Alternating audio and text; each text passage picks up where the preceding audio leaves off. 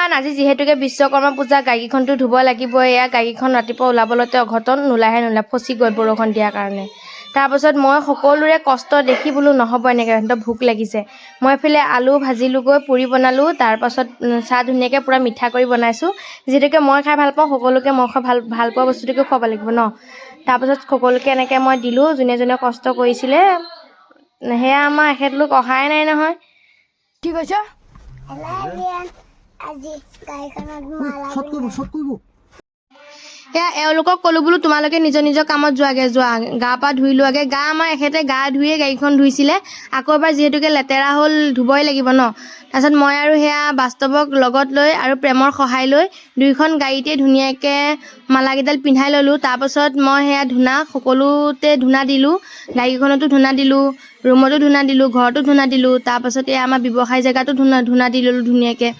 আৰু ধূনা দিয়া শেষ হৈছে আৰু আমি মানে পূজাত বহা নাই প্ৰেমকে পূজাখন কৰিব দিলোঁ আজি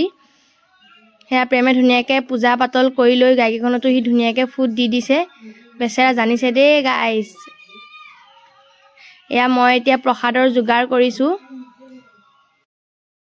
এফালে মই বুট মগু দি আজৰি হৈ ল'লোঁহে তাৰপাছত আকৌ আমাৰ এওঁ ভাবিলে বোলে খিচিৰি আয়োজনটো কৰা যায় লৰালৰিকৈ বস্তু আনি নিজে একেবাৰে কেৰাহী চেৰাহী পাতি ধুনীয়াকৈ বনাবলৈ ল'লে সঁচাকৈ কৈছোঁ তেখেতে